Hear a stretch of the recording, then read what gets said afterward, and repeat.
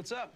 Oh, I'm just compiling all the top sports scores, news, and odds so I can make the very best bets. Me too. BetOnline.ag. Join today and receive your 50% welcome bonus at betonline.ag.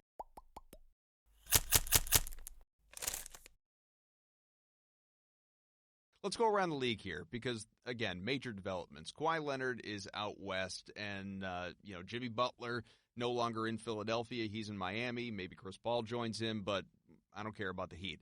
With these moves of late, that leaves Milwaukee and Philadelphia as the East favorites. Celtics actually have, as of right now, the third best championship odds in the Eastern Conference. Do the C's, though, just focusing in on some of the inside mechanics of it all, as you like to dive into, do the Celts have the talent defensively to keep up with either of those teams' bigs? So you've got Giannis Antetokounmpo with the Bucks, who you can never stop. It's the old adage, like you can't stop him, you only hope to contain him. And then Joel Embiid and Al Horford on the Sixers. Enes Kanter, who I like. The guy's got a good personality. He's an elite rebounder. He can give you some points, but he's horrible defensively. How can the Celts contend with those guys on the other side in hopes of, projecting ahead in a playoff series, trying to move past them? So the first thing is no, they can't. They can't do it. And two, Enes Kanter, to his credit, has gone from terrible to bad defender. Okay, all right. It's an upgrade. And it is a very important distinction because he went from not being able to even stay on the court really for an NBA team, despite his incredible offensive potency, for a couple of years there, to like last year in Portland, finally establishing that you can play him. You can play him in the fourth quarter, and it's a compromise, and he has to kick ass in order for it to be worthwhile, but you can do it, and that's why I kind of like this, even though I thought Enes Kanter as recently as 6 months ago would be a terrible signing for your desperation center spot. I think after seeing what he did with Portland last year, I can see it working.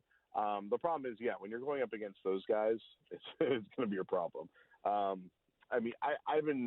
been covering Embiid up close for a long time, and I can tell you that he has this very special ability to read a guy's positioning.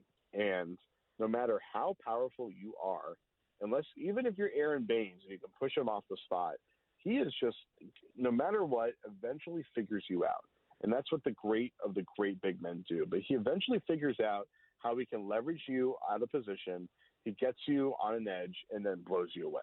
And I've seen it so many times over the years. And Enes Kanter is just not – he's never been able to be good at maintaining that leverage. And so I see Embiid taking him to the block, high post, mid post, wherever it is, just eating him alive. And then Poirier, we haven't really seen him defend anyone like that before, so I have no idea how he'd hold up. He theoretically could do it, but they don't really have anyone on the roster at this point that's a matchup against Embiid the way that Aaron Baynes and Al Horford have been. And then as far as Giannis, they at least can kind of match up with a little bit more because they have Semi Ojeleye, because they have Gordon Hayward, who's not a good matchup for him, but theoretically can at least defend him. And then Jalen and Jason could as well, but probably would struggle. And so that's going to be a struggle. And Giannis obviously is the MVP, but I think Embiid is the one that they have the real problem trying to find somebody to match up with him. Today's show is brought to you by BetOnline.ag. The NBA season's over, sure, but that doesn't mean you can't still make money on basketball. You can already bet on who's going to win the 2020 title. Lakers plus 350. Nope. How about the Clippers, right? And the Celtics. You could still look to them, plus 1,800, and some people would say, Ian Thompson last week, maybe Jared Weiss, that Celtics could possibly make a run to the East Finals. Third best championship odds in the Eastern Conference. You can also make custom player bets during games. You can pick a player and a stat. BetOnline.ag will give you a line for it. It's really cool. And odds already out for player props for next year. Zion Williamson, future rookie of the year maybe, but his points per game, that is set at 18.5. You can bet on who's going to win the season series between the Lakers and Clippers. Spoiler, Clippers. Make sure you go to clnsmedia.com/CelticsBeat. Get a 50% bonus on your first deposit of at least $25 when you sign up and use the promo code CLNS50. Don't be left on the sideline with all this excitement going on the court. Plus, you can play on BetOnline's virtual casino, make some money there too. Whatever you do, make sure you use betonline.ag and use the promo code CLNS50 for a 50% bonus on your first deposit of at least $25. Just go to clnsmedia.com/CelticsBeat. Then please see BetOnline's general rules for additional terms and conditions regarding bonuses. Today's show is brought to you by Quip. I'm sure all you are done with your spring cleaning, considering summer is finally here. But one thing you need to work on, that's cleaning your mouth. You got to do that all the time. And in 2 minutes, you can get the best clean you've ever had just by signing up for Quip. Quip uses sensitive sonic vibrations to give you the best clean of your life. Most people brush way too hard, and the electric toothbrushes, they can be abrasive. So give your mouth the gentle clean it needs. 90% of people don't brush for the full 2 minutes. Quip's here to help you. Pulses every 30 seconds to remind you to switch it up. Think about it. How many times does your mind wander when you brush your teeth? Well, Quip is designed so you can daydream. Make it easy. It's time to upgrade your game to the toothbrush backed by over 25,000 professionals. Get Quip today. Get your first refill on us. Just go to getquip.com/Celtics. That is getquip.com/Celtics. How dare you leave Marcus Smart out of defending Giannis? There's always that. And Smart can defend anybody, right? Ian Thompson was on the show last week and told me, in spite of all that we just talked about, he believes that, granted, things would need to break right, but he believes the C's can reach the NBA Finals with the group that it has. Now, that obviously involves Gordon Hayward looking a hell of a lot more like he did in Utah and being an all-star, and Jason Tatum being an all-star, and Jaylen Brown taking a step forward, Kemba being Kemba, and so on and so forth. Do you believe that, or is that just pie in the sky? Yes, it could happen.